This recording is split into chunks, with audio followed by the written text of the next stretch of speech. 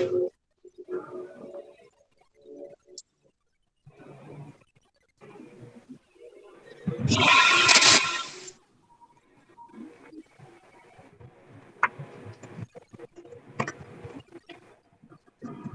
morning, sir.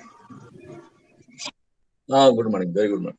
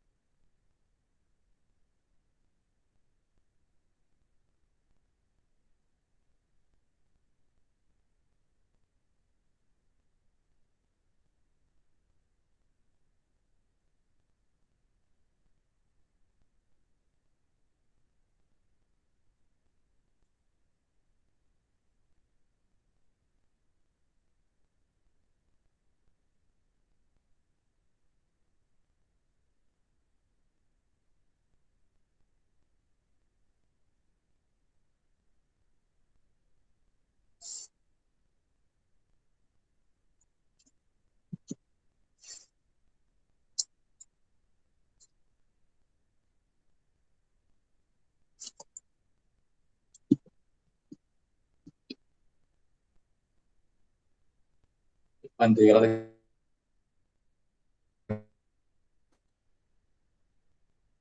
Hmm?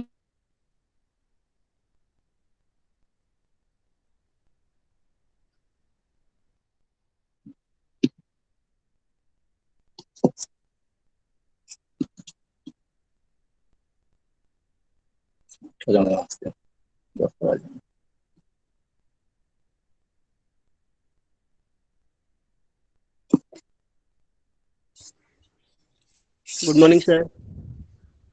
Very good morning.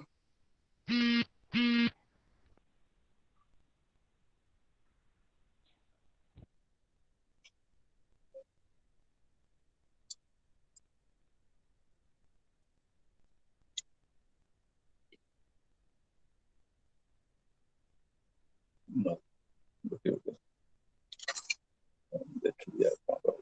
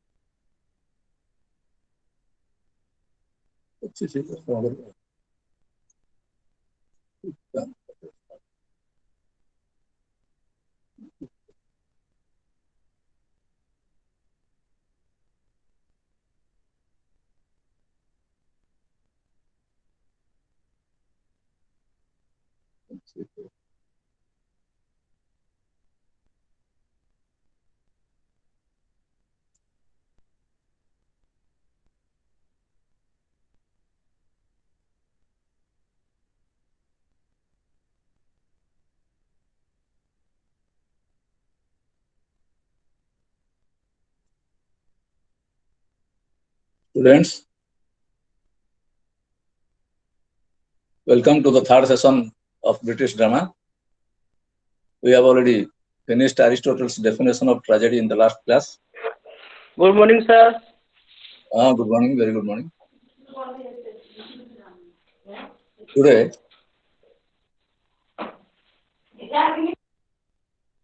okay, thank you.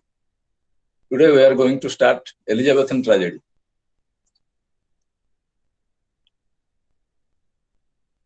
Elizabethan tragedy, which is chiefly based on the Greek tragedy, or the traditions of Greek tragedy, and for which Aristotle has stated the effect of tragedy is to arouse the emotions of pity and fear in the audience, and to arouse this pity and fear in such a way as to effect that special purging, P-U-R-G-I-N-G, purging and relief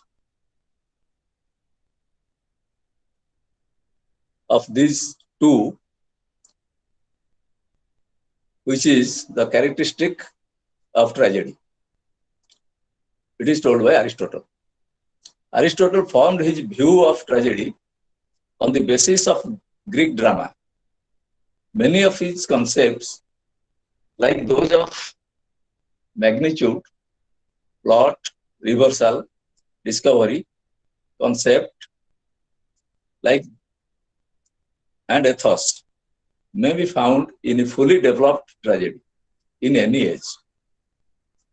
So Aristotle's theory has remained as the main guidance for any tragedy written in any age.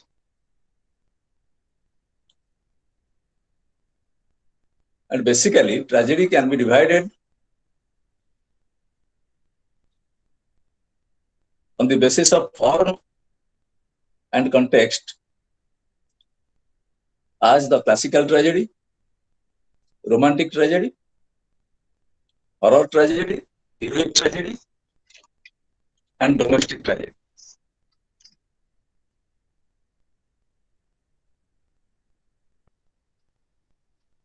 Classical tragedy was based on Greek conventions whose main features are: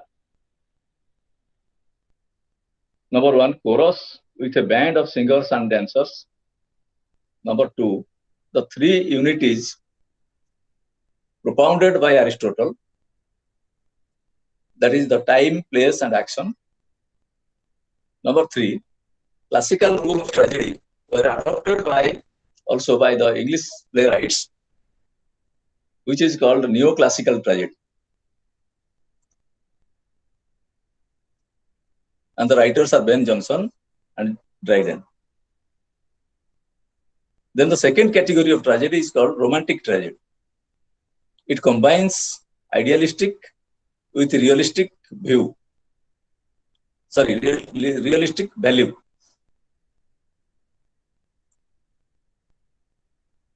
Full of romantic events. Then comes tragicomedy. Romantic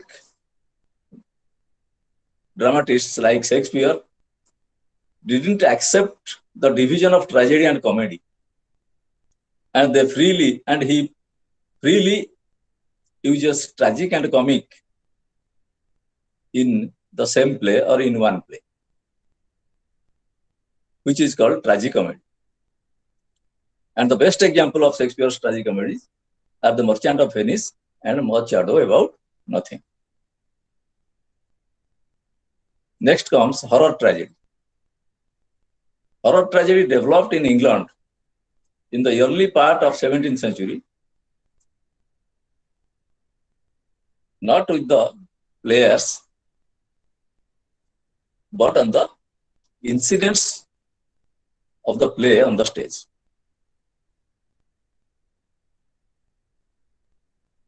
Horror or terror placed on the stage through the incidents.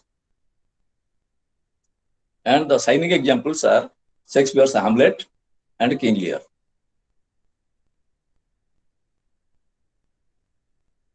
Then comes the heroic tragedy. Heroic tragedy is cultivated during Restoration period. And the writers were Dryden and Otway, O-T-W-Y,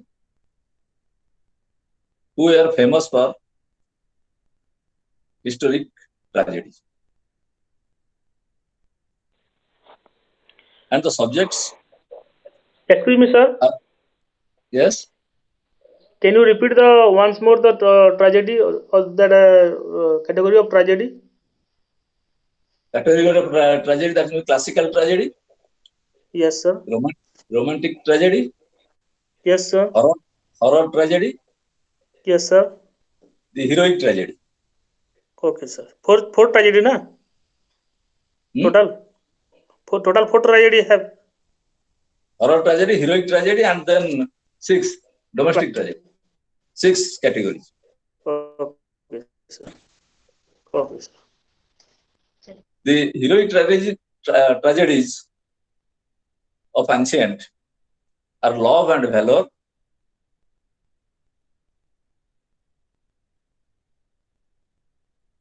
the subjects of heroic tragedy are love and valor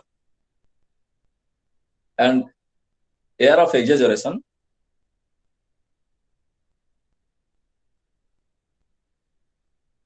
and stories from distant lands like Peru, India, Mexico, etc. etc.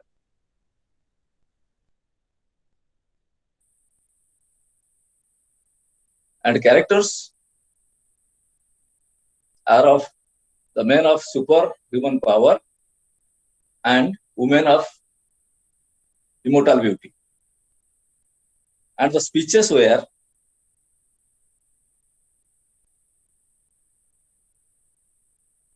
full of seriousness, pleasant, and the heroic meter is used in these plays instead of blank verse.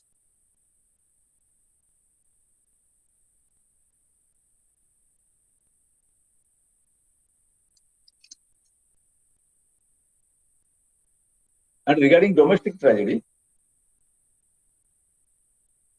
these plays were written in 18th century.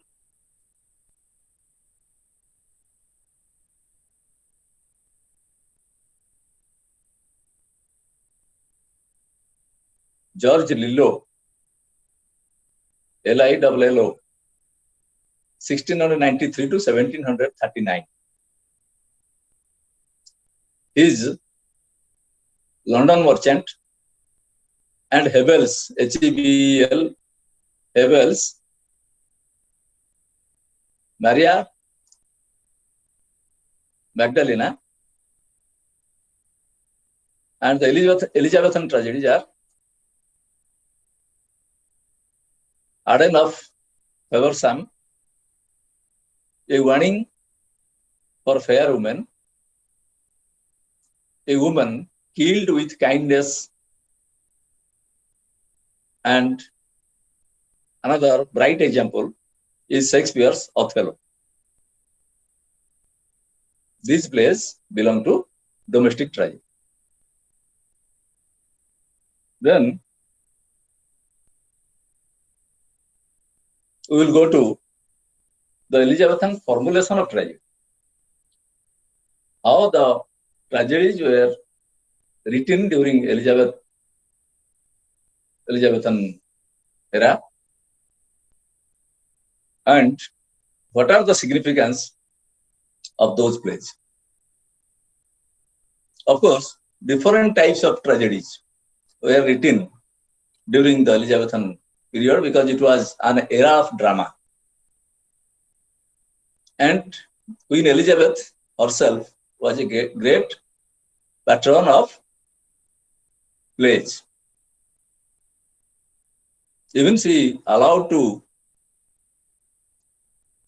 perform plays in her court. The significance of the Aristotelian tragedy is immense for the Elizabethans. The Elizabethan tragedy, of course, was vehemently impressed by Roman models of tragedy like Ovid, Plutarch, and Seneca, who gave a Roman sense of virility, dignity, and energy to the Greek tragic sense.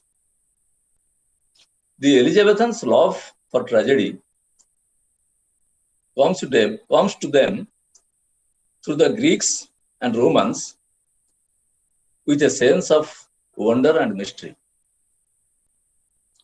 The Elizabethans' writers felt the individual and public morality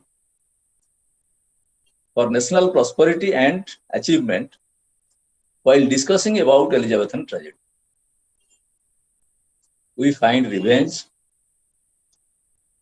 motif modeled after the Senecan plays running through Thomas Kyd's The Spanish Tragedy, written in 1589. Marlowe's The Jews of Malta, 1589. The Massacre of Paris, 1592. Shakespeare's Hamlet, 1601. And Turner's The Revenger's Tragedy, 1606. John Webster's The Duchess of Malfi, 1613. These are the examples of the Elizabethan tragedies. And Elizabethans Sir, please repeat again. Sir? Yes. Sir, please repeat again. If in 1589? 1589, Thomas Kyd's The Spanish Tragedy, 1589. Marlowe's The Jews of Malta, 1589. Massacre of Paris, 1592. Shakespeare's Hamlet, 1601. Turner's T-O-U-R-N-E-R. Turner's The Revenger's Tragedy, 1606. And John Webster's The Duchess of Malfi, D-U-C-H-E-S-M-A-L-F-I, 1613 and 14.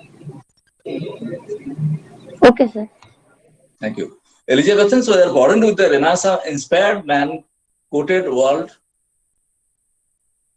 and during Renaissance, not only the writers but also the public, they were inspired as the persons, the fellows of a living world where human beings were in judgment of the distinction of good and evil and right and wrong. They have become learned personals during the revival of Renaissance and reign of Queen Elizabeth, who was an inspiring ruler of England and who wanted to unite the two groups of Christians into one, and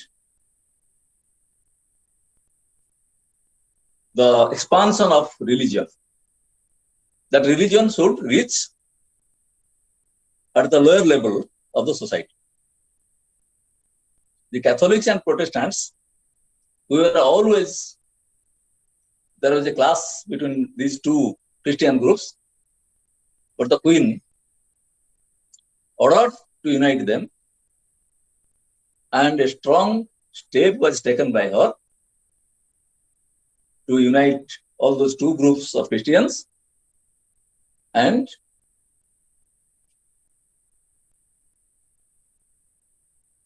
Christianity and Christian religion should reach with all and everybody, every people, all the citizens of England. But she was not in a mood to give more power to the popes or the religious holy people managing the church. Religion was generalized, and power from pope, power from the monk or the people in charge of the churches were withdrawn.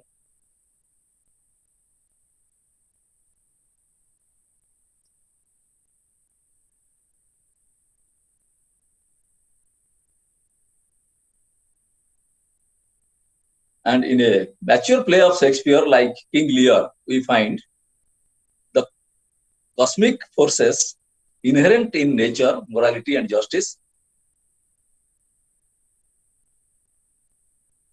where we find good and evil interact in a mutually supportive manner. In a play, through a character, Shakespeare wants to establish both the factors, good and evil, and victory of good over evil. It is his motto. The basic question Elizabethan tragedy raises is a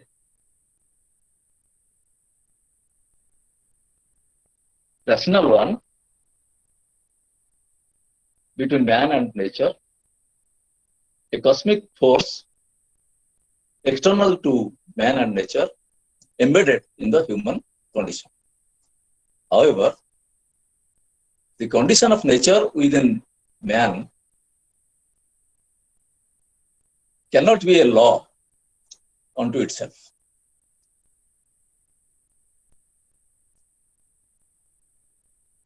As Marlowe was to dramatize in his powerful Renaissance play of infinite human ambitions and adventure, Cumberland. The tragic form in Elizabethan plays essentially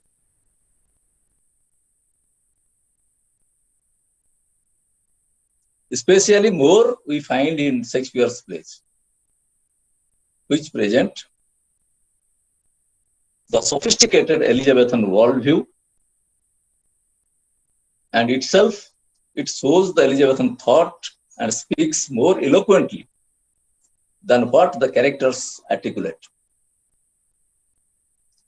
The Elizabethan writers create a dramatic art of tragedy as a key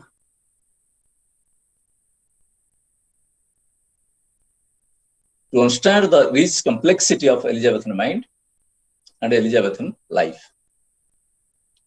The evolution of the art of tragedy is reflected in Elizabethan life and culture to guide the intellectual exercise of their mind. The Elizabethan drama extends the number of dramatic characters in a play, while it was limited in ancient Greek or Roman plays. The dramatic unity of Greek tradition is followed in addition to the unity of time and place. The ancient in ancient Greek tradition we find there was only one unity, that is the unity of action. But later, Aristotle added another two unities, that is time and place. As suggested by Aristotle, during the Renaissance movement, it was impossible for them to stick to the old Greek dramatic distinctions of tragedy and comedy. For Elizabethans, especially Marlowe and Shakespeare, tragedy is not a restrictive view of human excellence or weakness as the Greeks did. Tragedy then can always be seen as a conflict, not between right and wrong, but between two opposite rights.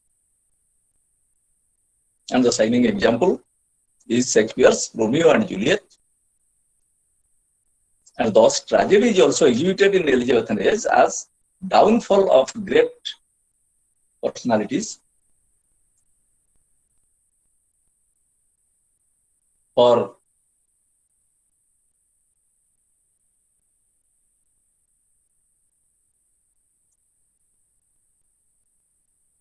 and the example is Julius Caesar of Shakespeare, where in which play we find the downfall of Julius Caesar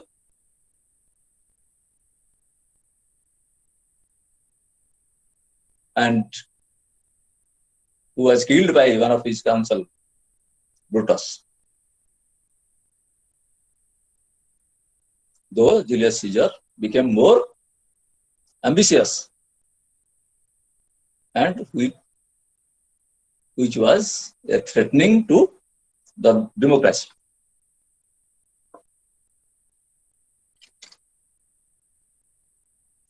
Of the 37 plays of Shakespeare, 36 complete and one unfinished, Denis Duval.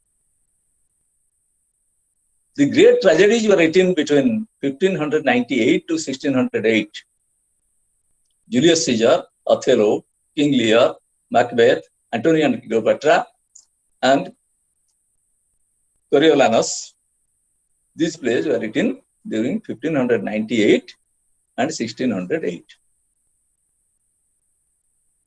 Also, during Renaissance, a good number of tragedies were written in Senecan style. They are Gorboduc, Gorboduc, 1551 by Thomas Norton and Thomas Scavell, Sackville. Joint venture of the two dramatists. Gorboduc was written in 1551. And the Spanish tragedy, written by Thomas Kidd in 1589.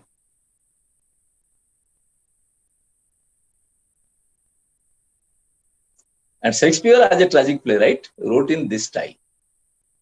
Still, his genius saved him from some of the crudity of the Senecan tradition.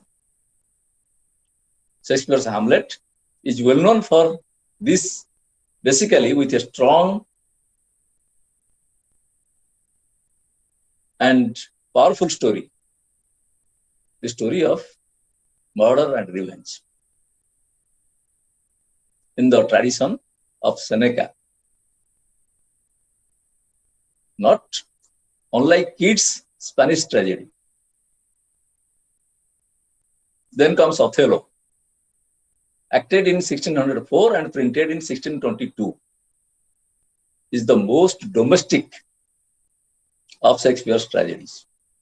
We have already discussed that domestic tragedy is also one category, and Othello belongs to domestic tragedy category, with a story of sexual jealousy, which tradition was borrowed from an Italian writer, Cinthio, Cinthio.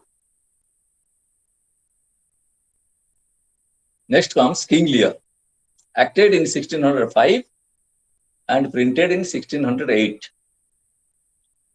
was a powerful tragedy of Shakespeare he ever produced. Certainly, it is one of the most pessimistic play.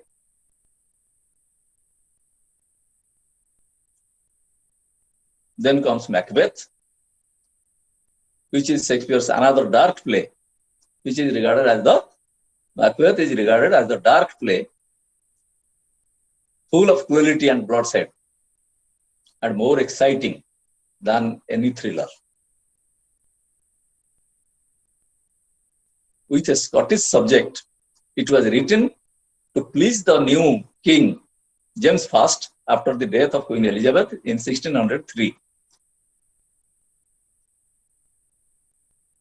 Then comes Antony and Cleopatra. Is another tragic play of Shakespeare, written in about 1606, having some magnificent poetry in it.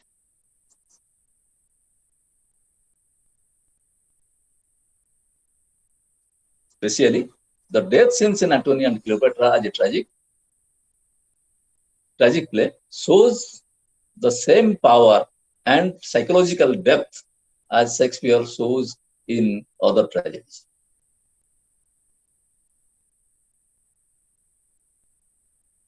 Also, Shakespeare's Coriolanus, written in 1606 and printed in 1623 after his death,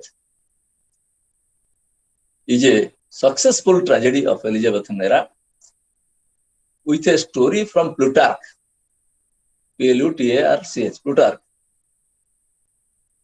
Next comes Julius Caesar, acted in 1599, is a bright example of Elizabethan tragedy. To save Roman democracy, Julius Caesar was murdered by Brutus. Thus, Julius Caesar is considered as a great tragedy, deals with problems of character and morality that belong not only to Shakespeare's time or Caesar's time, but to the whole of mankind at all times.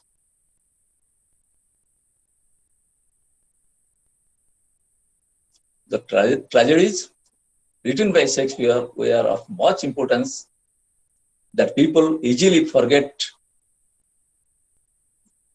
the other great tragedies and tragic playwrights of the time, several of whom at their best were not greatly inferior to him.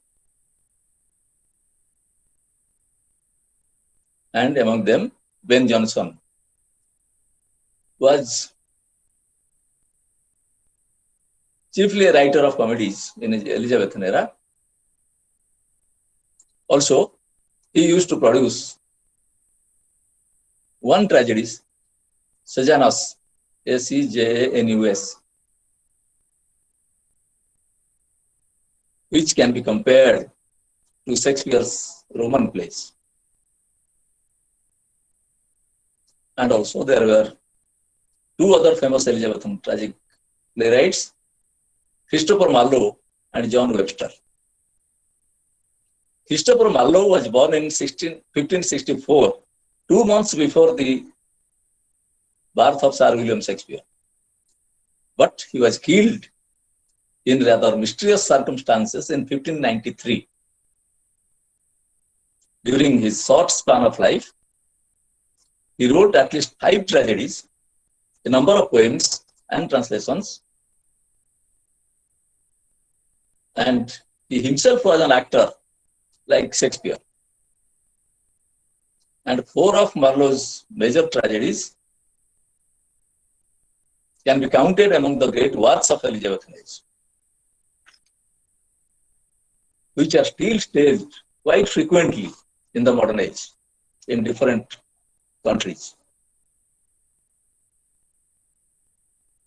In his most popular tragedy, Tamburlaine, written in 1590, he exhibited considerable strength and originality, both in choice of subject and in his use of blank verse. Hello, sir. Sir, Yes. but in book Tamburlaine is written in 1587. It's given here in book. It's mentioned 87. 1589. 87, sir. 1500? 1587, sir. 1587. 1587, but it was Yes. printed in 1590, Okay, sir. Thank you. published. The drama was written and played, but afterwards it was published in 1590. During those days, there was the problem of press. The invention of press was too late, and it was possible during the Renaissance period, during the reign of Queen Elizabeth, started printing system in England. The background of the story of Tamburlaine, and more correctly with the ancient title Timur, Timur hyphen Leng, Leng. Timur Leng was a shepherd and a bandit who later built a great empire in Asia in the late Middle Ages, finally conquering much of India and setting up the Mughal Empire in India. Timur Leng. In the history of ancient India, in the history of Mughal dynasty, you might have heard the name of Timur Leng. And it was a play in his name, Tamburlaine, Tamburlaine.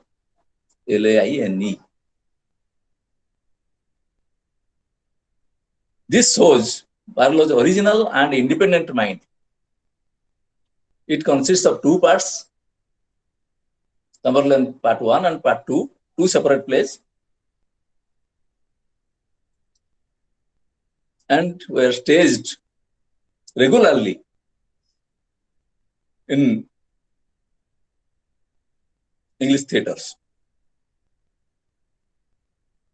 Because when Marlowe was writing plays, Shakespeare was in his training. He was only acting on the stage and rewriting plays, some old ancient Greek, French, and Latin as plays of Spain and other countries. He used to translate into English and make it stage fit. He was not a regular playwright during those days, during the lifespan of Marlowe. Afterwards, he became a playwright and continuously started writing plays. And when during plague, when the theatres were closed in England, he used to go away to European countries on tour, and by taking the incidents, stories, characters, and social life, he used to write different plays. While visiting Verona, he wrote Romeo and Juliet. And while visiting Venice, he wrote Merchant of Venice. And 2 to 3 plays he has written during his tour to Venice, Italy. Anyway, he continued writing plays, acting on the stage, and also Queen Elizabeth was a great lover of Shakespearean plays.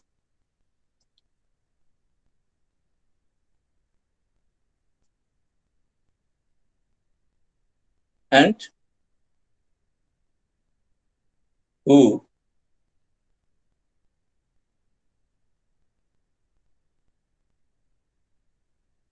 gave Shakespeare the knighthood, the prestigious position during those days. The knighthood was also given to Shakespeare by Queen Elizabeth. The great hero. Knighthood means the title of the great hero. Hero not in the battlefield, but hero in the field of drama.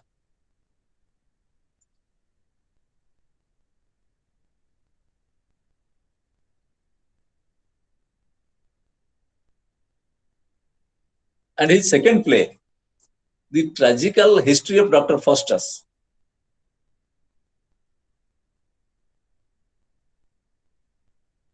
shows us one equally mad for intellectual power. The chief character, Dr. Faustus, mad for intellectual power and to acquire wealth and power in the help of black magic, black art.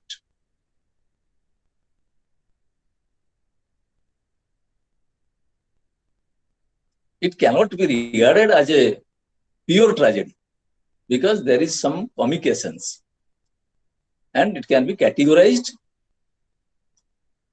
as a tragicomedy like that of Shakespeare's.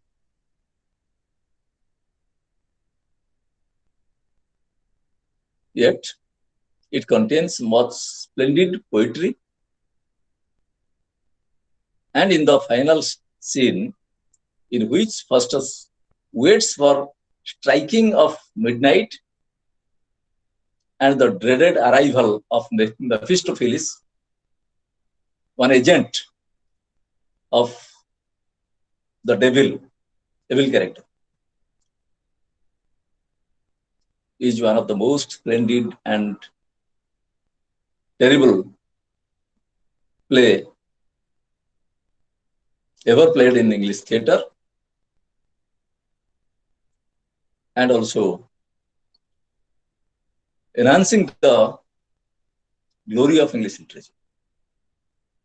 Next comes Marlowe's Edward II. Incomparable to Shakespeare's best tragedies, Edward II also takes a good place in the field of English tragic drama.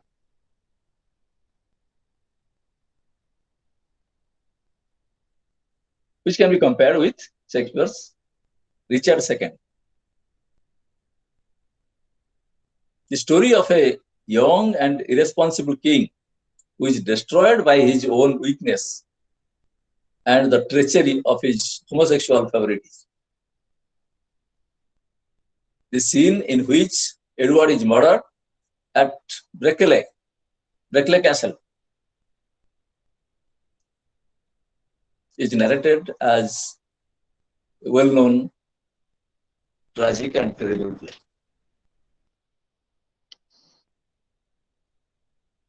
Marlowe's tragedies are about men whose minds are dominated by a single idea. With Tamberlane, it is power. With Faustus, it is knowledge. And with Edward II, it is homosexual friendship. Different categories, different aspects he used to take up in his different plays. Next comes John Webster, 1580 to 1635, who had a little of Marlowe's poetic strength, but more skill as a dramatist. Though basically he is a comic writer of comedies, but he is chiefly remembered for his two tragedies, The White Devil and The Duchess of Malfi. The stories of both the tragedies comes from Italian novel, Novelle, novelli, the Italic term, which is called novel in English. One is White Devil and other is, sir? White Devil and Duchess of Malfi. Duchess, The White Devil and the Duchess of Malfi. Okay, thank you, sir. They are much of, yes. The story of both the tragedies have come from the Italian novelli, Novelle. Underline that word, novelli, the Italic term, which means novel, Italian novel. They have much of dramatic energy and can be compared with Macbeth of Shakespeare. Both of them continue the Senecan tradition in English tragedy, yet they appear very modern on the stage. The modern quality of Elizabethan tragedies. Elizabethan playwrights have formulated a tragic method and vision which can be taken as the definition of a modern scientific temper and attitude to life, begins with the Renaissance and extends itself to the contemporary times. Tamberlane, Dr. Faustus, Hamlet, King Lear, Othello, and Macbeth. Without the Elizabethan linkage, apart from the Elizabethan plays, are considered as striking dramatic approximations of the state of mind of the modern man. And for all ages to come, these plays are popular, rather heart-touching.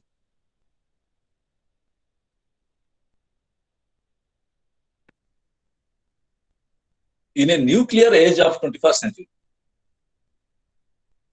we still need the entertainment of these plays. Tamberlane, Dr. Faustus, Shakespeare's Hamlet, Othello, King Lear, Tempest, As You Like It, and historical plays like or tragedy like Julius Caesar.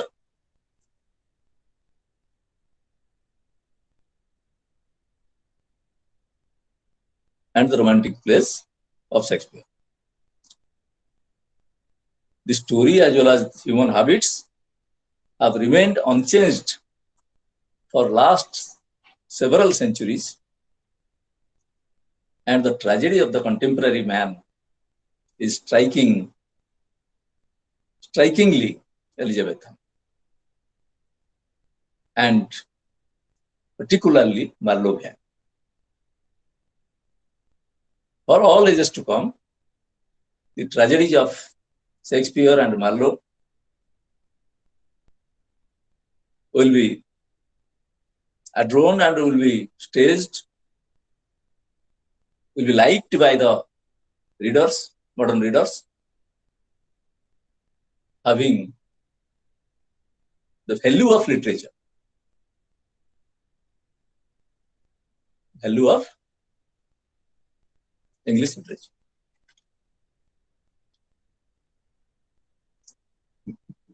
In the next page, we will go to the detailed study of Marlowe's Dr. Faustus as a tragedy.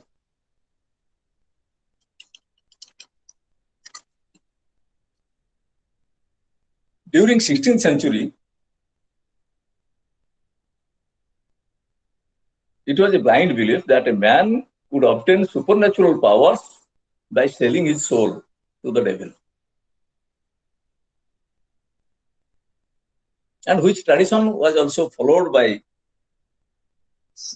the Shakespearean or Elizabethan playwrights, that the existence of supernatural elements, like the ghost of Hamlet's father, we find in the tragic play Hamlet. It was a tradition and belief of the common people that the supernatural elements exist in this world. A man called Dr. Faustus really lived in such a period in 16th century. This man was wandering here and there as a wandering scholar who became notorious as a necromancer. Necromancer means a person who can communicate with a dead man with the help of black magic. And a braggart, B-R-A-G-G-A-R-T. Braggart means a person who speaks about his misdeeds commonly. And a super quack. Super quack means what? Quack doctor, fake doctor, dishonest man, claiming him as a doctor. He used to attain some temporary success with the help of black magic, but at last, being failure, met his disaster. After his death, a book was written on his character in Germany. He was a man of Germany. And a book was written, a novel was written in German language in 1587. This book was supposed to contain the experiences and adventures of Dr. Faustus. It might be an imaginary story, but it was translated into English with the title, note it down, The History of the Damnable Life, D-A-M-N-A-B-L-E, Damnable Life, and Deserved Death, D-E-S-E-R-V-D, Deserved Death of Dr. John Faustus, J-O-H-N. It was translated into English with the title, the book was translated into English with the title, The History of the Damnable Life and Deserved Death of Dr. John Faustus. In 1592, it was translated. It is said perhaps Marlowe must have gone through this book and being impressed and inspired might have taken up a step to write a play on the same subject or same story to create horror on the stage with the help of his dramatic art. Of course, it is said that a series of dramas in German language were written and staged on the life and death of Dr. Faustus during 16th century. But Marlowe raised the character of Dr. Faustus to a higher level. A class between the good and evil, between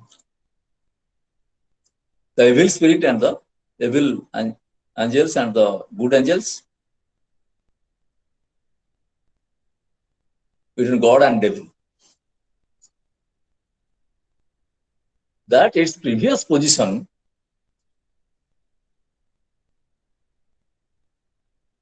this play shows Marlowe's satisfactory dramatic development with only one major character, that is Dr. Faustus, with the help of another important character, Mephistopheles, a friend of Dr. Faustus, who is the agent of a devil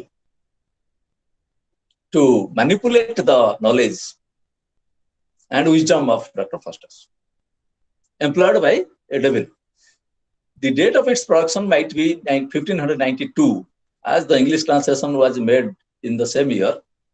Whatever the date of publication may be, as a whole, Dr. Faustus makes the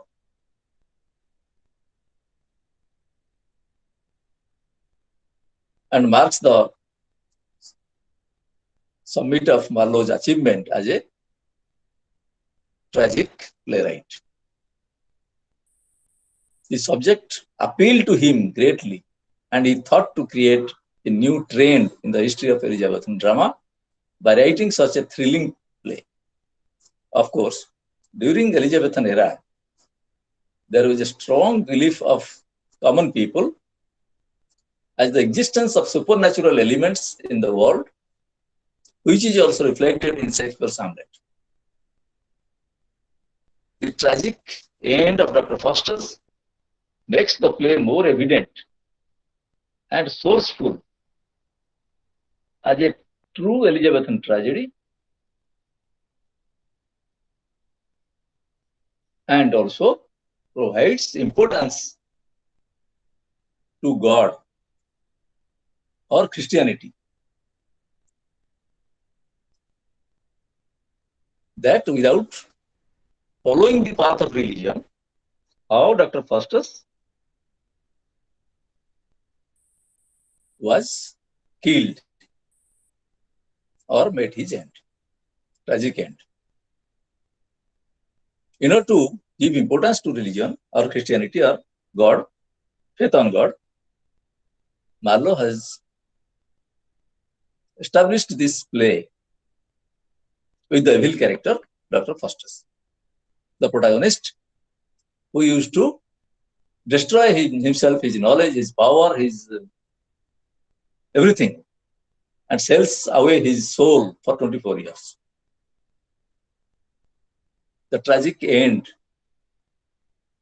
of Dr. Faustus makes the play more successful by going against God or going against the chief creator of this world. In the beginning of the play, it is found Dr. Faustus is a famous physician at the peak of his worldly profession, honored by the whole city, and held in reverence by his students. But just after the opening of the play, he is found restless, as if he is misguided by some evil supernatural elements, like that of Adam, who took the forbidden fruit to be immortal.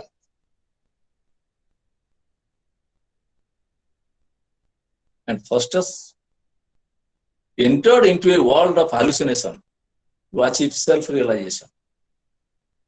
The opening dialogue of Dr. Faustus, his soliloquy, represents his action as sinful because he left all worldly studies and started necromancy, the help of to have a culture on black magic, which he thought to be the key to his self-realization. Even if when the good angel talks to him to put aside the damned book of magic, he follows the world of the evil angel, the path of black magic, to go forward in that famous art to achieve success, to be immortal and acquire more wealth.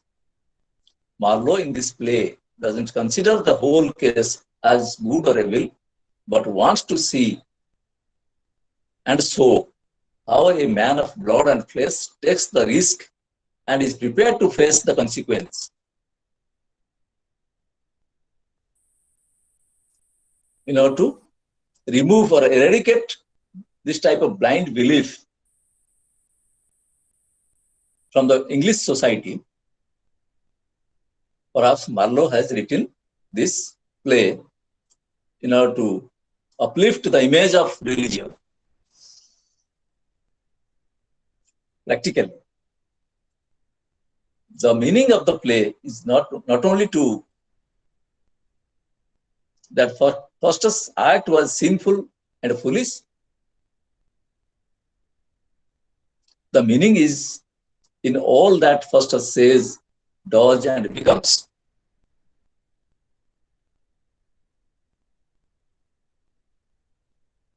Thus, Faustus works in his free will in accordance with the situation and with the mysterious tragic urge of the times.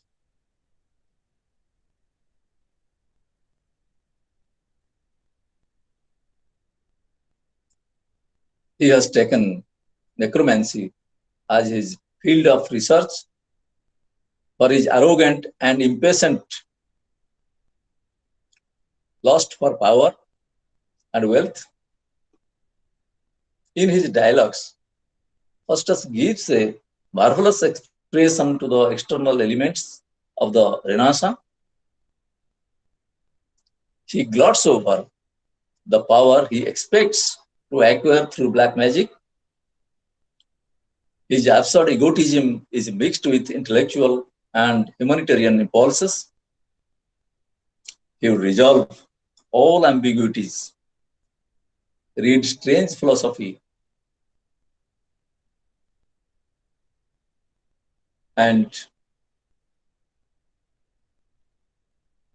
the essential black art.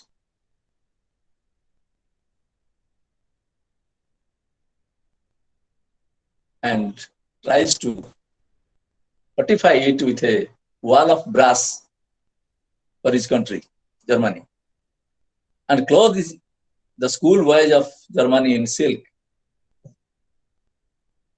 with the help of his black art.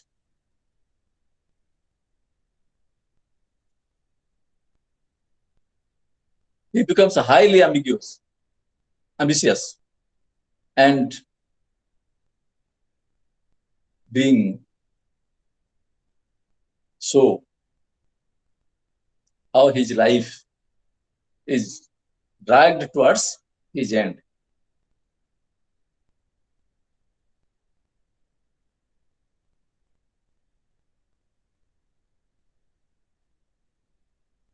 When his friend Valdes warns him that he must be resolute, or determined, Faustus' courage is tested and responds like a hero. He is prepared at the end of Act 1, Scene 1 to take the ultimate risk, but later in Act 1, Scene 3,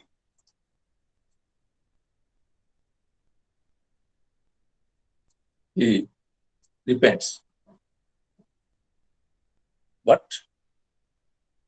again follows the devil's messenger, Mephistopheles.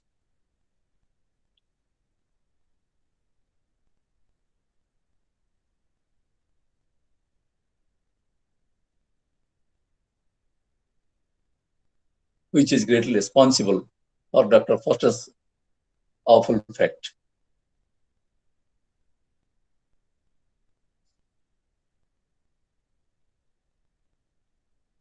With his manly fortitude, Foster scorns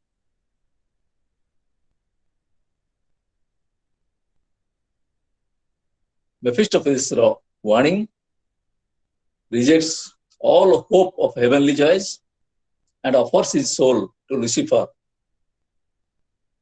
the devil, for 24 years.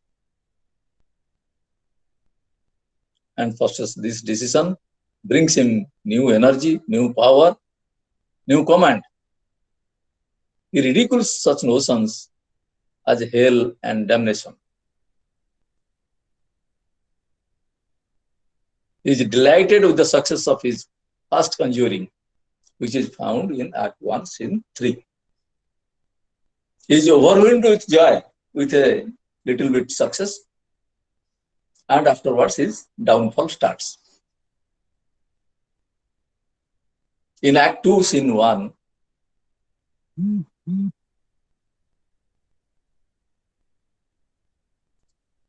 his downfall starts. During his time of second conjuring, even before signing the bond, he confesses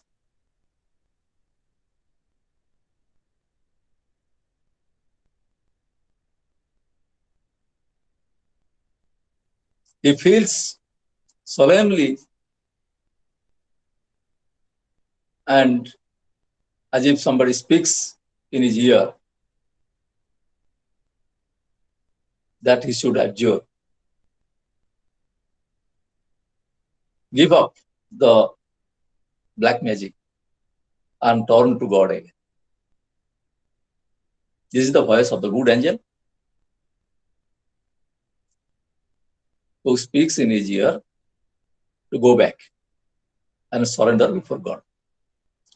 But he thinks that God may not have any love for him because he has left his path and have started walking in the opposite direction of the God's path. In this dialogue with good and evil angels, when he talks to good angel, he intends to go back to God. But when he talks to the evil angel, he reminds of horror and wealth, honor and wealth, horror and terror, through which he can achieve success. So he is in dilemma. What to do and what not to do. His doubts never vanishes, and he lives out his 24 years as the modern tragic man.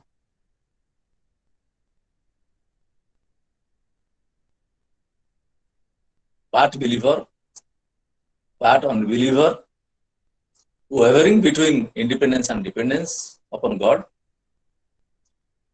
has become arrogant and confident, anxious and worried, justified yet horribly unjustified. He became half mad. Whether he has done right by choosing the devilish way, by practicing black magic, or he has done something wrong. Thus, Faustus is forced constantly to renew his choice between two alternatives.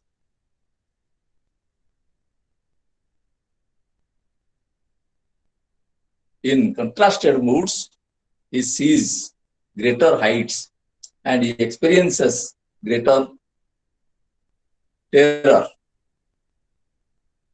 Soon the gentle voice that sounded in his ears, urging him to give up the way of magic, that is the voice of good angel, and go back to God. But just after it, his thought takes the shape of fearful echoes thundering in his ears.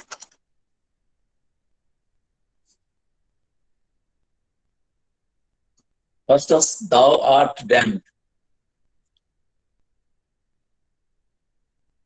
What he is hearing is the truth of his own nature, that he is a creature as well as a creator. A man, not a god, a dependent and a responsible part of a greater world.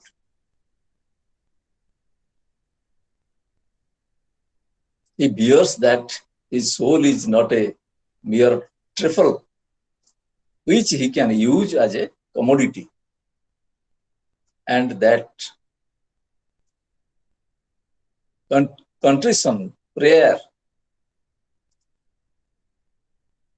repentance, hell, damnation are not just illusions, as the evil angel tells him.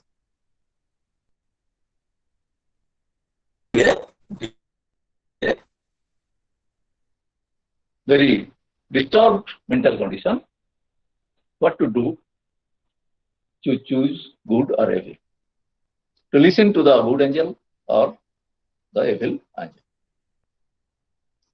We see a great difference between the high-soaring scholar in the first scene and the agonized, repenting figure in the final scene of the play.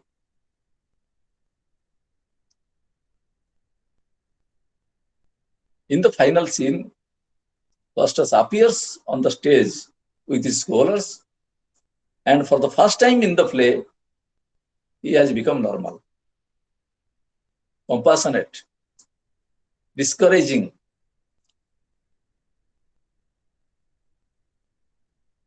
with his fellows, appears with his fellow scholars. His role of anti-god has gone. He has turned into a friend, but he himself is befriended. His manner at last becomes friendly, but he has no friend, because all the evil friends, evil angels, they have gone away by leaving his soul in a very disastrous condition.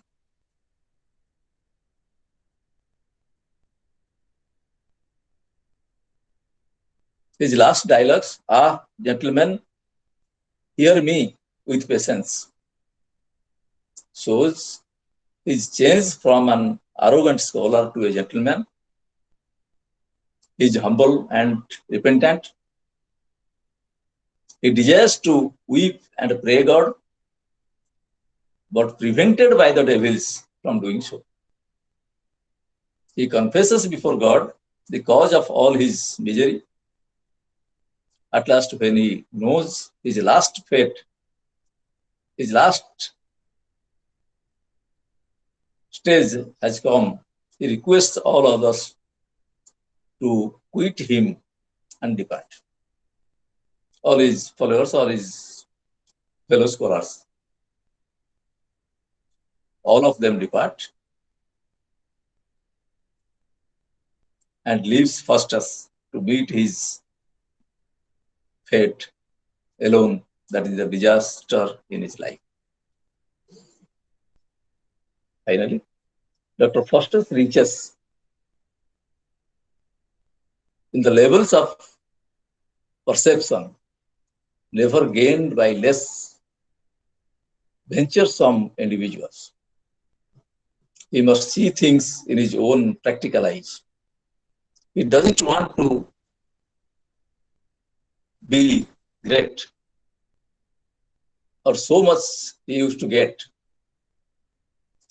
What power can bring for him. He never builds a brass wall around Germany, never clothes the schoolboys in silk. Now at last he wants what all men want, both good and bad. He wants to conquer time, space, and ignorance because he was a scholar. He was a learned fellow. Above all, he wants to go in the path of religion and gain knowledge. What is hell? Where is it? Who made this world? He wants to know everything about the natural things on earth created by God. The plants, the herbs, the trees that grow on earth. And he explores this world and also the regions above this world. He tries to understand the secrets of the heaven. After all, he is a changed man.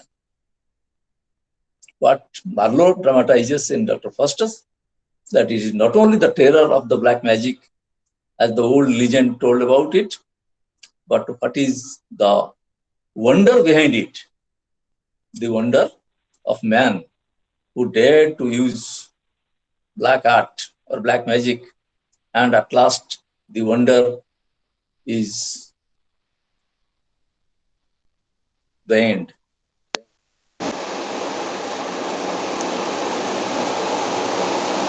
Hello, sir. Yes. Hello, sir. Dr. Yes. Faustus is a person or it is a book? It was a book or sir? Dr. Faustus is a character of Okay. Germany, Okay. basically. And the story of Dr. Faustus, which was published in the form of a novel, and the topic was taken by Marlowe to make it a play, because it was based on Christianity. The aim of the play is to establish the highness of Christian religion, or the importance of God. To establish the importance of God,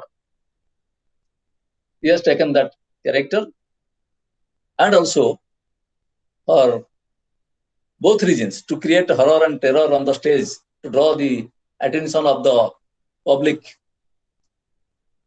He made the play attractive by adding some new thing, by taking up the tradition of Greek tragedy, Senecan tragedy, and also the theory of Aristotle. He has developed it as a tragic play.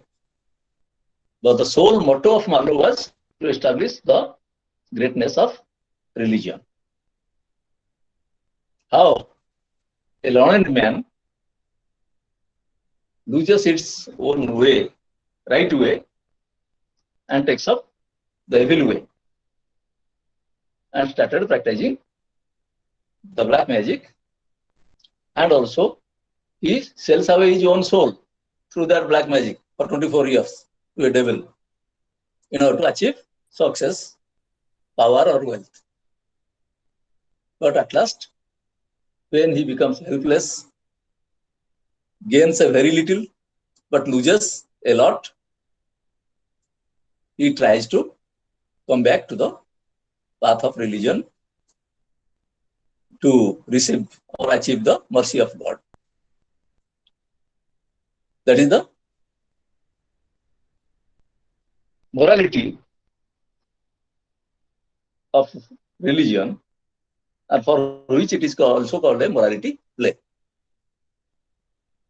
In order to enhance or in order to make religion great, highlight the power and position of God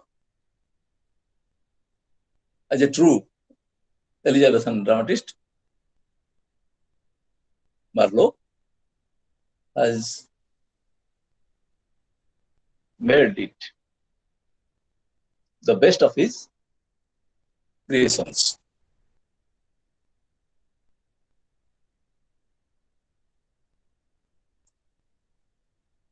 In the era of Renaissance, a modern man is a man because he thinks, he acts, and he discovers. A man of practical life who can understand his life, understand his work, what he should do, and what he ought to do,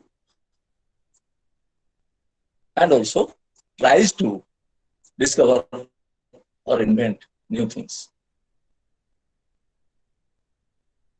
Thus, Dr. Foster's dilemma is neither wholly right nor wholly wrong. It is a tragedy. The hero can only, the protagonist can only take a road of experiment. He tries, he suffers, and at last he reconciles. He must follow his bent, take action, and leave it through. That is the whole essence of the play, and how Marlowe has established his effort to make the religion great.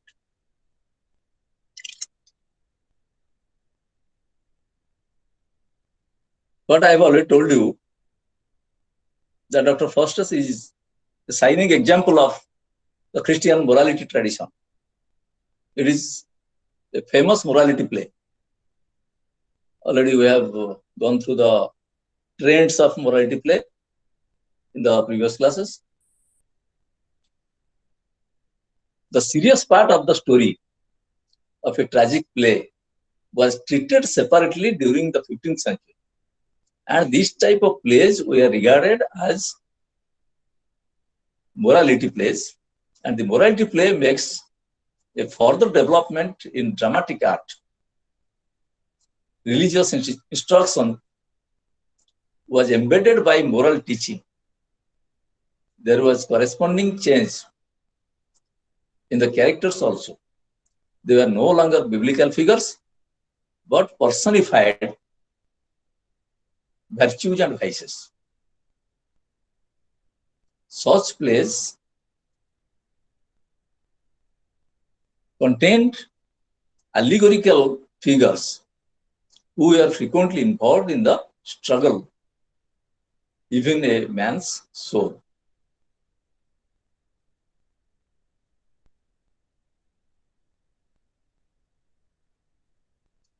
The purpose of morality plays was no longer simply to provide dramatic form, rather to inculcate virtue by showing the forces of God, the forces of evil spirits in action.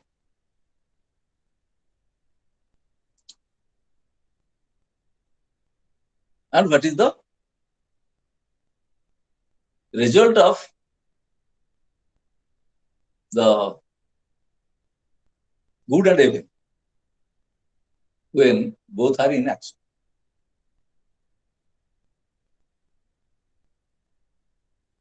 The chief characters in these plays bear the qualities like sin, repentance, virtue, etc. It also contains the characters like death, fellowship, good deeds, knowledge, high wit, beauty, and confession.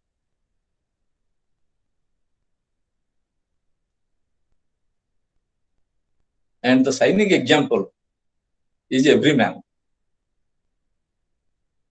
A writer who used to write in 16th centuries, the morality literature.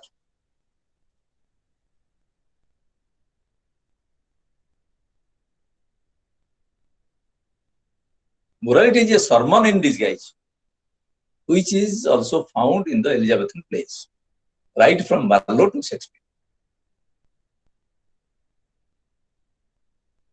Morality means to rely on a religion, to obey the truth of religion, follow the path of God, having some moral sense of life.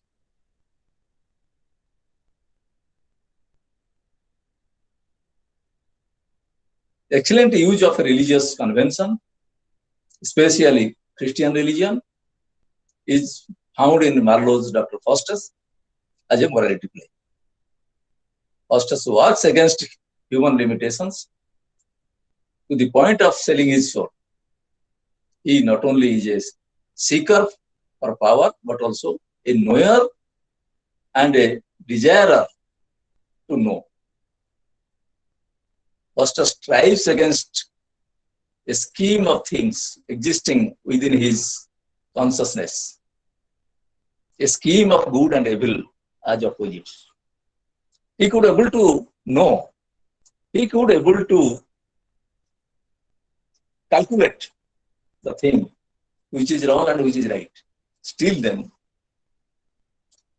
as a human being, he becomes more greedy. He has some hope how to be powerful and wealthy overnight. Like that of your legendary character Ravana, to make a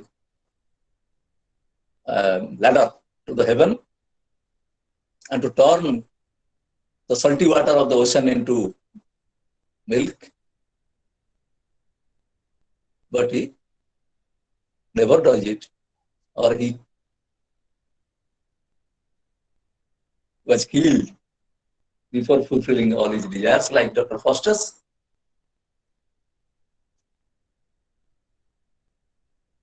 Making the boundary of Germany and to provide silk dress to all school-going children.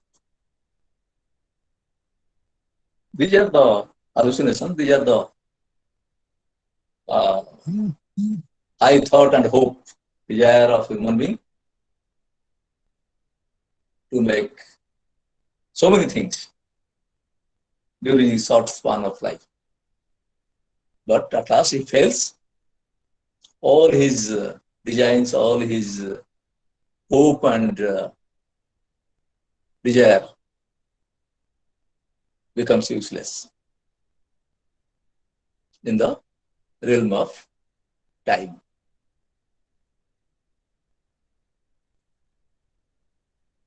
Now, we will find how Marlowe tries to produce Dr. Faustus as a medieval morality play with a late Renaissance temper. Dr. Faustus, with an aim of knowing, deliberately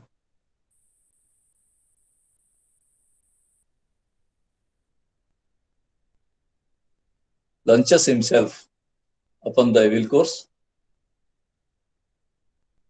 As the chorus in the prologue of the play suggests, Faustus is a scholar overpowered by his intellectual pride. Thus, when Marlowe introduces the character, Faustus shows him as a challenger of heaven.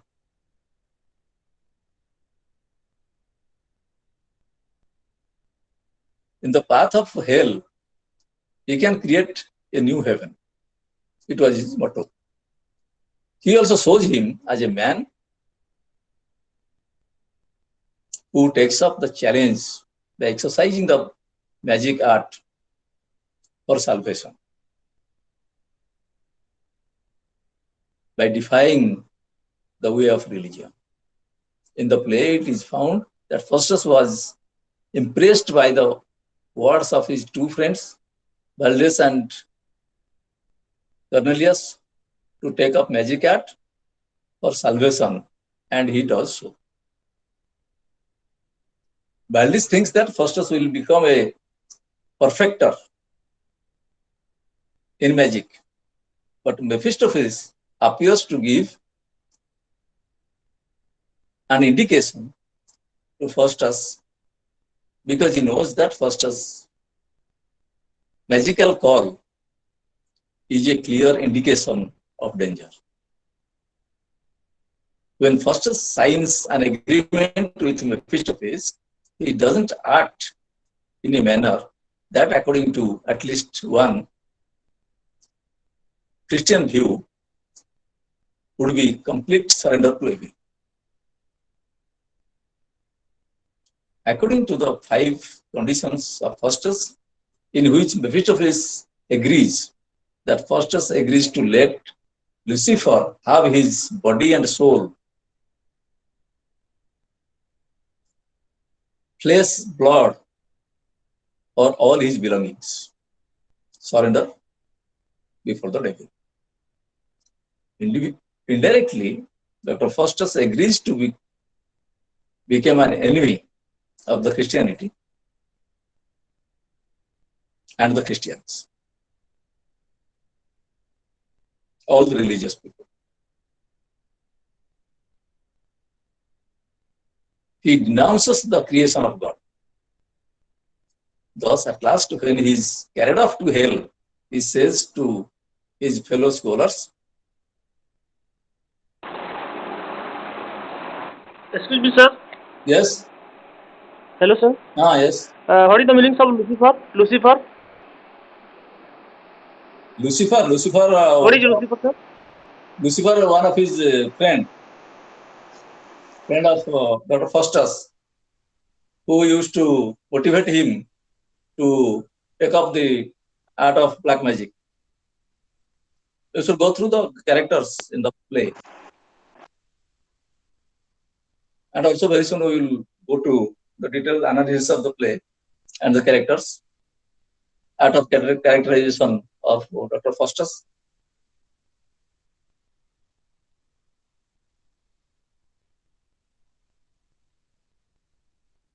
Yes, at last, Dr. Faustus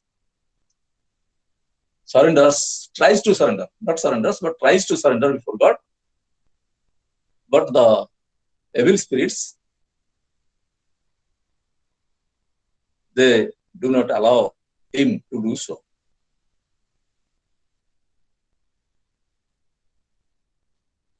He,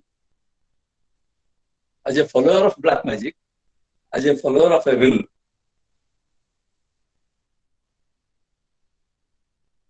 he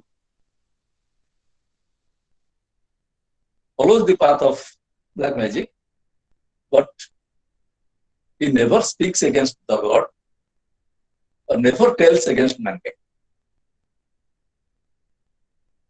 That is the special art of Marlowe, who never tells anything bad against God or Christian religion in the dialogue of Dr. Faustus. He has never written such dialogues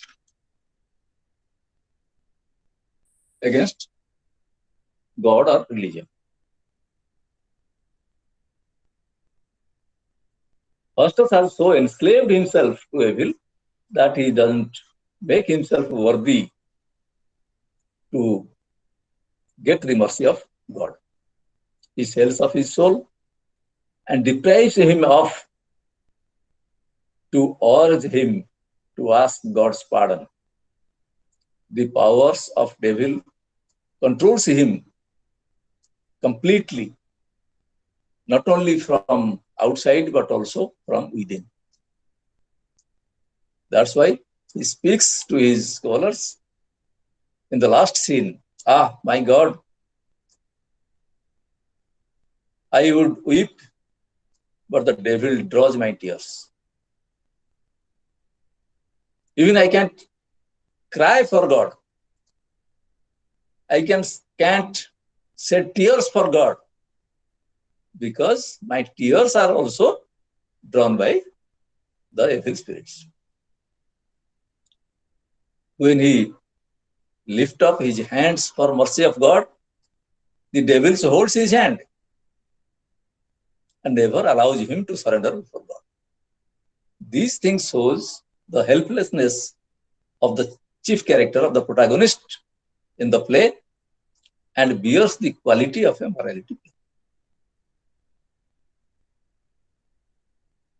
That how human beings are helpless without the mercy of God, without the help of God. And they are bound to follow the path of religion, path of God. Dr. Faustus is an extension of the traditional morality drama in which an innocent man, chief character of the play, losing temper, being tempted by evil spirits, irrespective of his knowledge of good and evil, opposes God and religion, and in the pride of his learning, he proceeds to bargain with the devil for the gratification of his lust for power and his sensual desires. His learning urges him to think that Christianity restricts man's striving and aspiration. He thinks hell to be a fable, but Mephistopheles tries to change his mind that his experience in future can change his mind, and thus the rest of the play rests upon the mind-changing experience to Dr. Faustus. Another act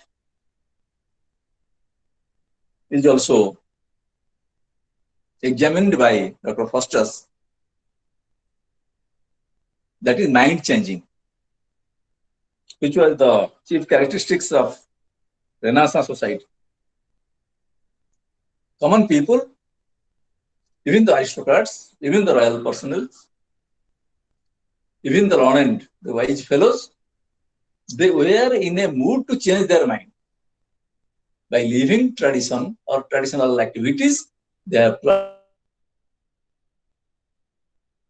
adopt the mind. The changing scenario in or during Renaissance has created a new era in the field of industrialization, in the field of modernization, in the field of better social development. That's why the period is called Renaissance. A new change, a new start of life.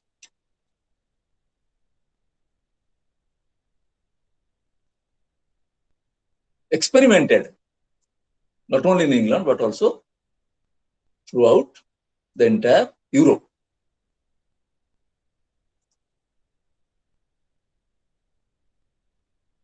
Dr. Faustus, as soon as he sells off his soul, psychologically he enters into hell and sinks deeper and deeper. Soon he feels that instead of enslaving the evil spirit, he himself has been enslaved by them. He wanted to practice black magic to make the evil spirit his slave. But at last it is found that he has been enslaved himself by them. Whenever he repents, the evil spirits do not allow him to repent. and to seek the mercy of God. At last, he realizes that he has already lost his soul long before his death, that must meet an end of his specified 24 years. Faustus' dream of power is similar to, yet somehow different from that of Tamberlane. He is ambitious. He has his dream to be great, powerful, wealthy, and lead a very sensuous life. And also it was the dream of Tamberlane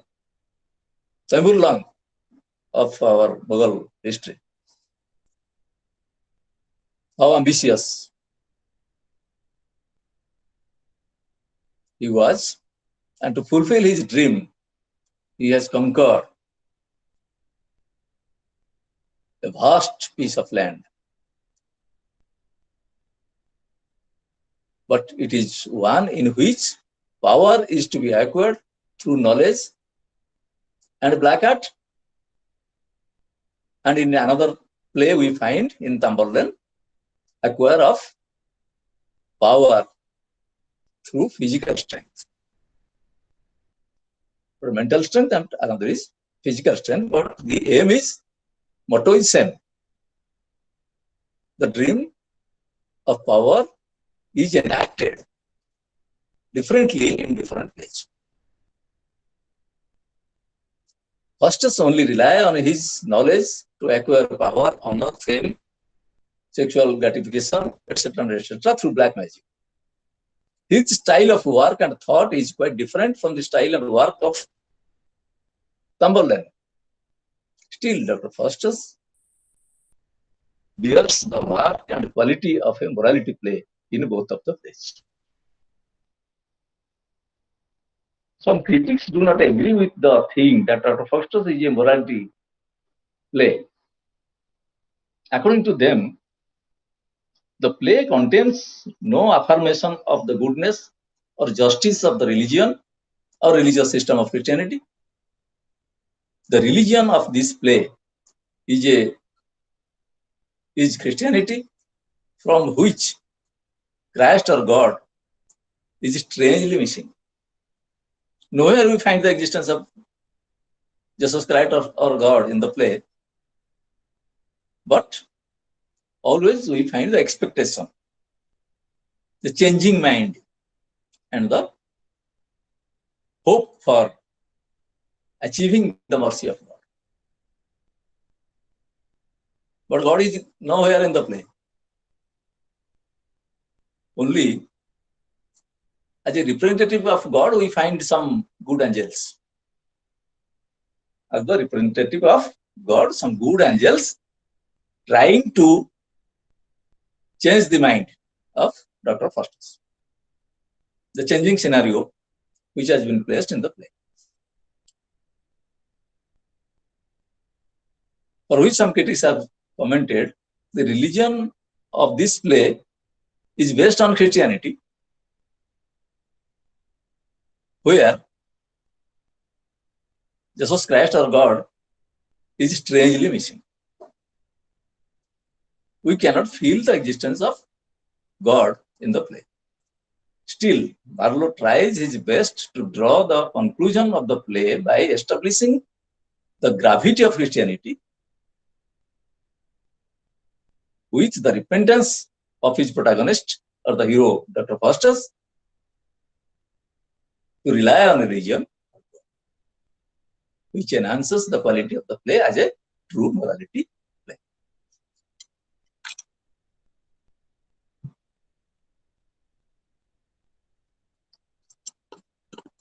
Now we will switch over to the art of characterization of Christopher Marlowe, how he sketches the character of Dr. Faustus as a true protagonist to highlight the importance of religion.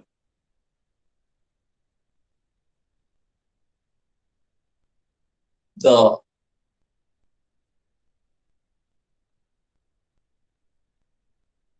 the thing which is behind this play. The life of Dr. Foster, which is full of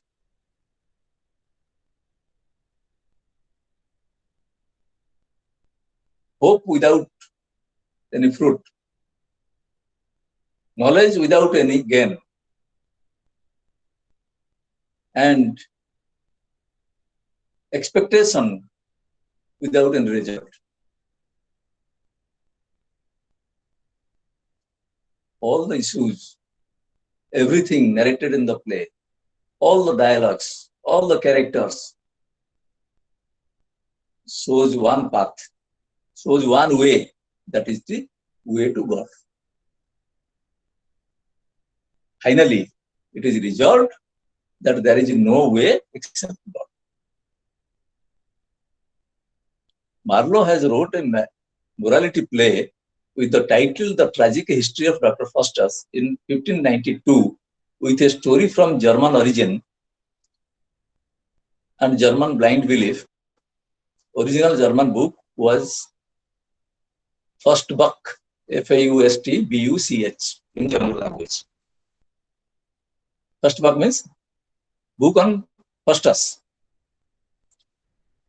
which was written in 1587, perhaps, which was translated into English with the title The History of the Damnable Life and Deserved Death of Dr. John Faustus, 1592. In this play, Marlowe tries to demonstrate the all-pervasive divine providence though he sticks to its narrative and to an extent to its comedy.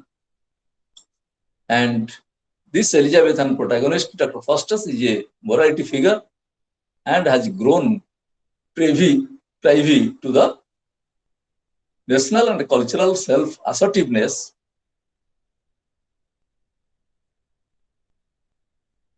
as the characteristic of the Elizabethan age.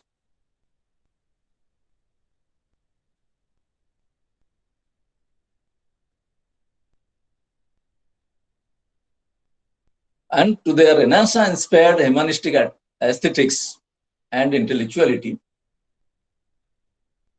Marlowe tries to shape the character of Dr. Faustus in such a way that the common people will seek the path of God, path of religion, without trying to lead a sorrowful and full of tragedies life of Dr. Faustus. He has portrays the character of Faustus as a character that stood as a shining example before the English public, not to be a man like Dr. Faustus, not to choose the path of Dr. Faustus.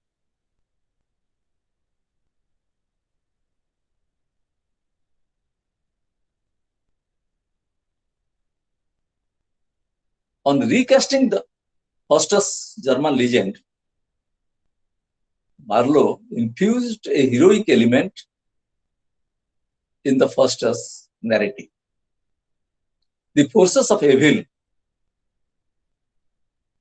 are internalized in the human protagonist to the extent that man doesn't solely depend on the external temptation of evil. Likewise, good forces or Christianity or the power of God are made a part of the internal being of the protagonist. Internally, he feels the presence of God, but outwardly, he wants to acquire power and knowledge or wealth and sensual life overnight. Because he knows very well that it is not easy that within a very short time, we cannot acquire all those things by working in the path of God. Only some black magic can fulfill this desire. The contest between good and evil forces becomes a fact of an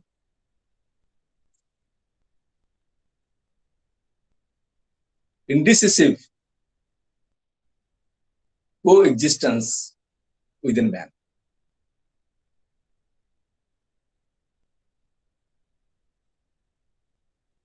Indecisive whether to choose which way, good or evil, hell or heaven, way to hell or heaven. Man is not a passive recipient of good and evil, but can actively pursue them, actively choose what to do and to choose which way for the betterment of his life, to get salvation. Like two shining examples are there in India. Lord Buddha was a prince with all pleasurable life and royal life, having a beautiful young wife and a child. Still, he seeks salvation. And he feels that if he will lead this worldly life, he can't attain salvation. And his worldly activities, according to him, has already completed.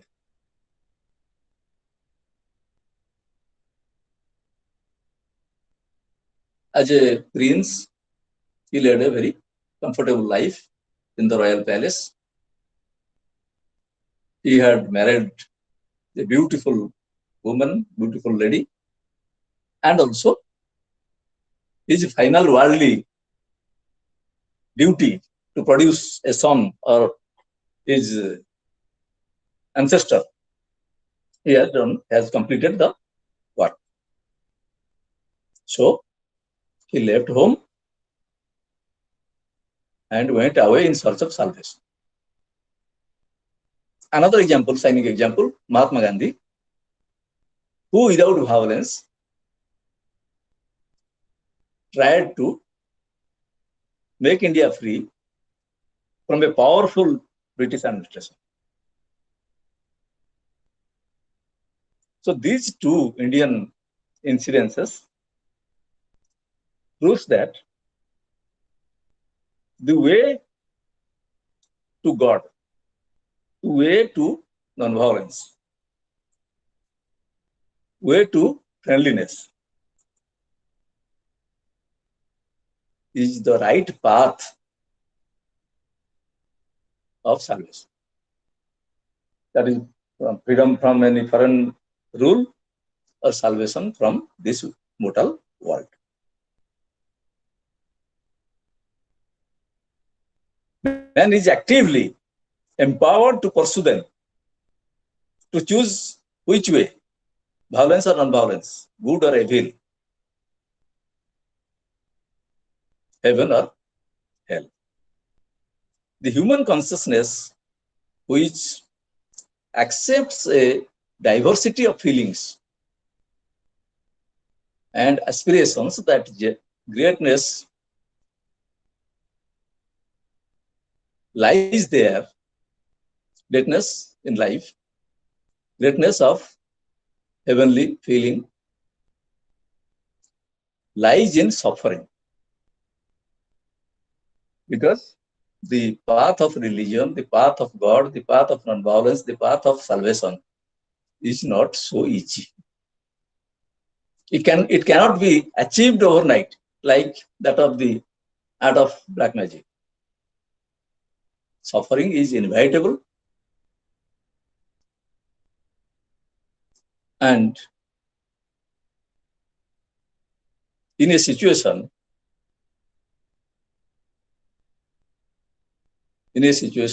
of gravity, where cultural and intellectual aspirations are keenly felt. That is the path of religion.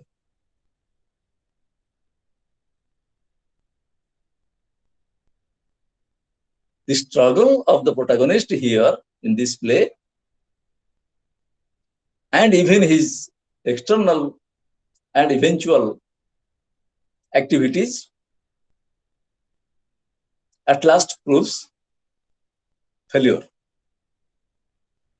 proves unsuccessful, is proved a grand failure.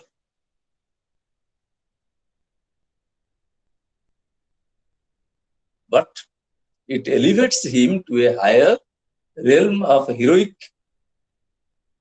and critical position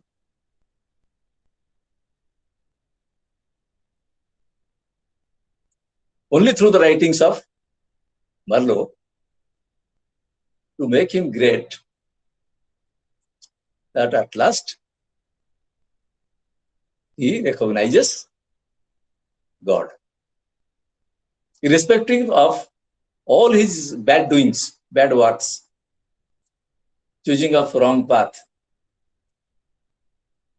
how he surrenders before God.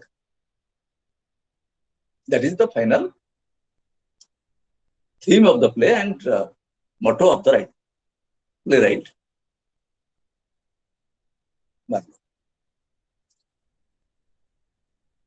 Such a condition of the protagonist invites tragedy.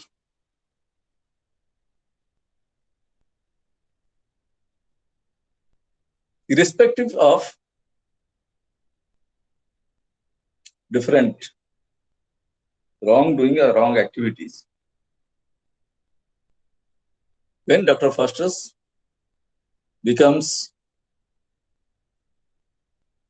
a failure or accepts his downfall, at the last part of his life, he intends to surrender before God.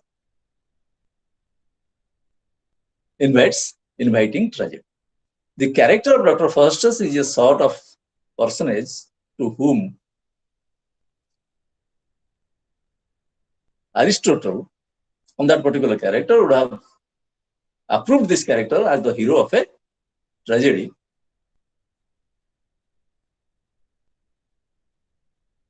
And Aristotle's conception of a tragic hero was that of a man essentially human and noble,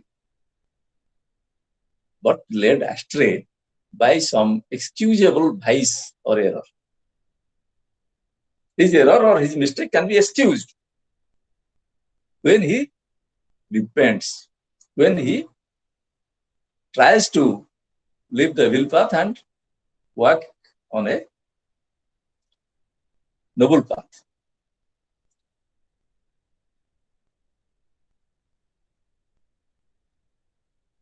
He is misguided, according to Aristotle's theory. He is misguided. In the preliminary stage, we find him as a scholar, as a doctor, as a wise man, as a learned man. But he is misguided by some evil spirits, by some evil angels, to choose a wrong way.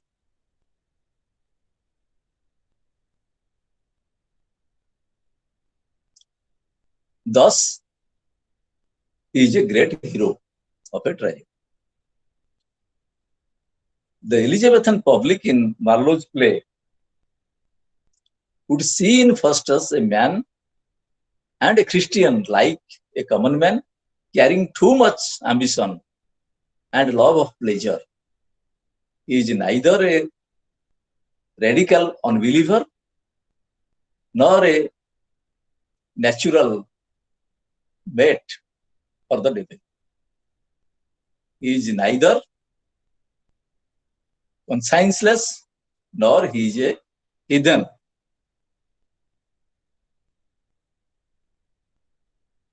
Man of strong religious belief.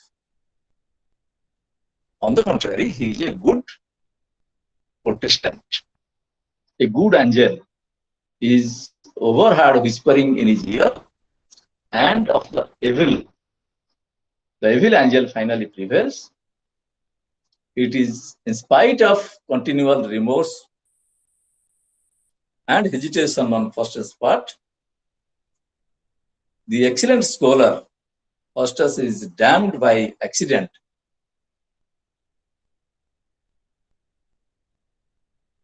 He is browbeaten by the devil and forbidden to repent when he likes to repent.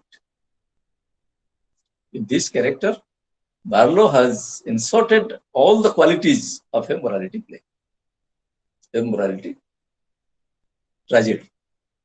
A good man drives against his will to despair and damnation as he sells away his soul to a devil for 24 years.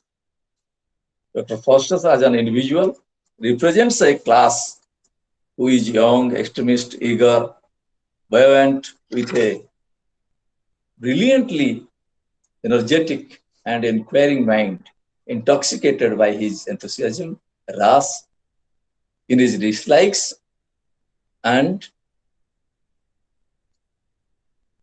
found mentally superficial in both. As the character develops, it is found that his boyish behavior changes into aging boy to manhood. And in the latter scenes, the audience finds a mature Faustus.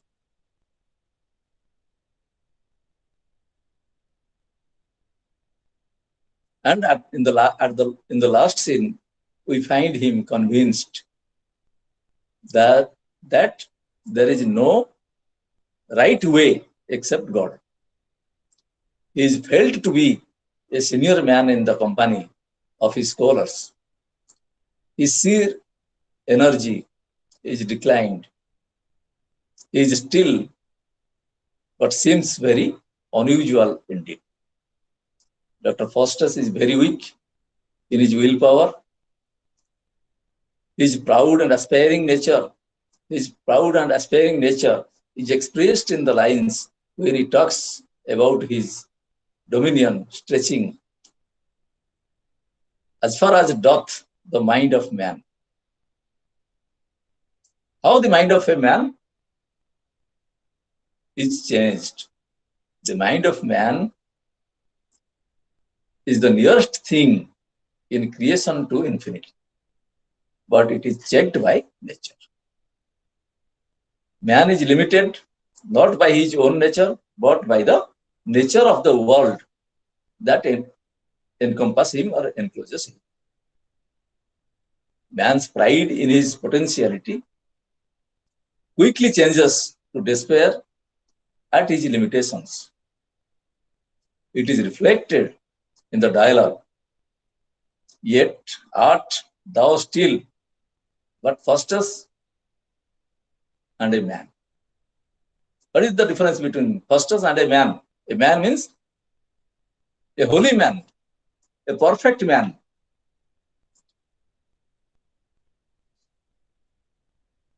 A man of dignity, man of learning, man of wisdom, man of culture, man of every good aspects of life that is created by God.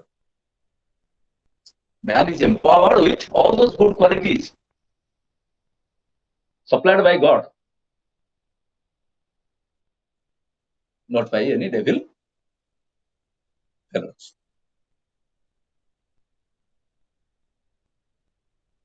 Thus, Faustus' mind is rapidly changed like that of a pendulum from good to evil, and at least he cannot decide what to do. his mind is in utter despair and he becomes indecisive.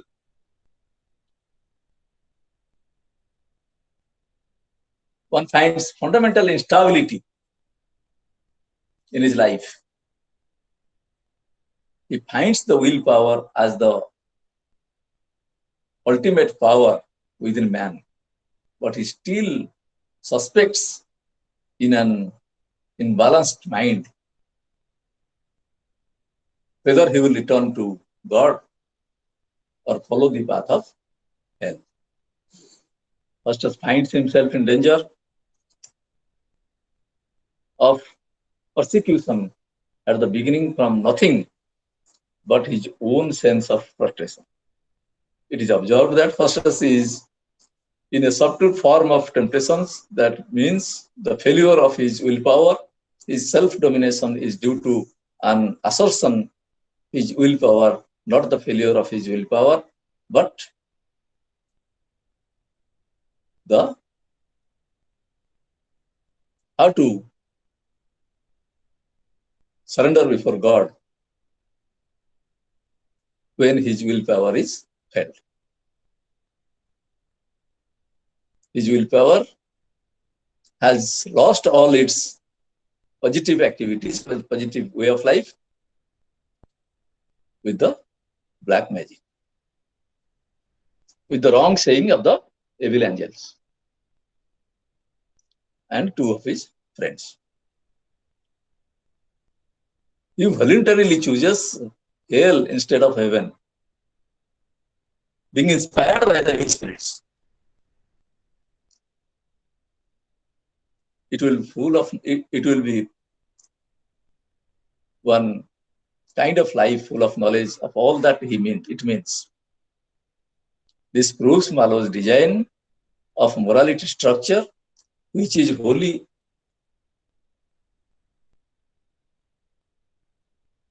impossible to shape the character of Dr. Faustus, who is wholly responsible for the misguidance of a scholar.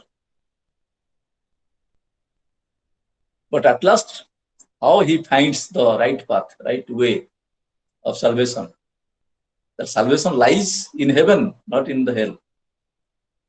In a morality play, it is seen that an innocent man is tempted by evil. But here, Faustus damns himself by his own will and own choice.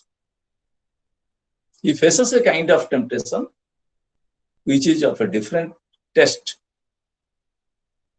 namely the temptation to repent, the temptation to surrender before God. Faustus' hell is not a place of physical torture, but a place of mental torture, what he has experienced in his life, where there is no hell. It is an anti-God theory on which Faustus writes and relies on, and for which he suffers mentally and is punished by his own activities, own nature. A tragic vision of heroic human possibilities is established by Marlowe in his play, Dr. Faustus. In the very tragic premise, Faustus is just the antithesis of protagonists of the morality plays. If morality heroes are self-effacing human beings, Faustus is superhuman in his ambitious life. In his infinite ambition, Faustus degrades the human condition and his religion, sacrilege, his religious faith is an accentuation of his human degradation. This is all about the character of Dr. Faustus. And in the next class, we will go to the play. And act wise we will discuss according to our syllabus, according to our the unscholarly attitude of Dr. Faustus in Act 1, the unfolding Faustus tragedy or his imbalanced mind, Act 2, 3 and 4 with comic diversion of tragedy, and in the last part, the tragic announcement of Dr. Faustus, the tragic end of the life of Dr. Faustus. Thank you all.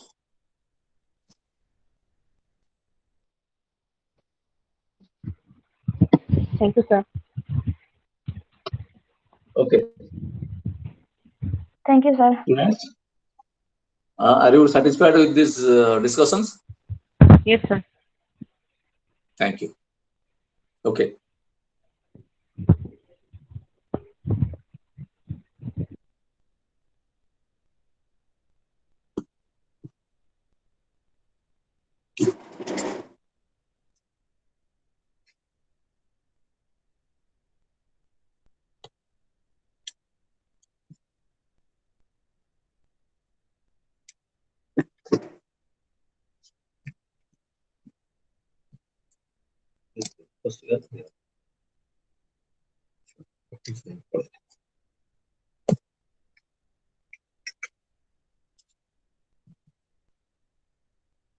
Anima. ପଢୁଛୁ ସାରା ଅଛି ହଉ ମାମା ପଢାଲି ନହେଲେ ଏଇଟା ବନ୍ଦ ହେଇଯାଇଛି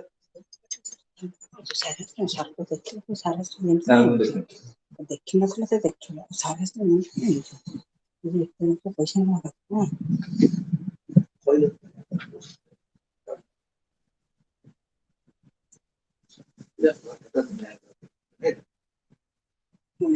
ତମ ସାଠି pinch ନ ପିଛ ତମେ ଜାଣିଛ ନା ମତେ ଭଲ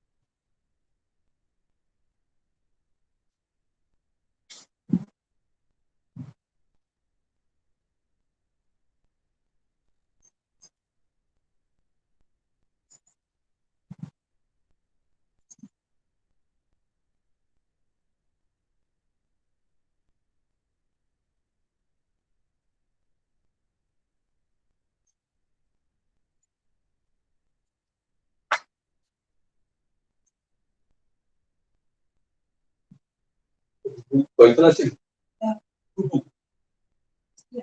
ତମକୁ କହିଲେ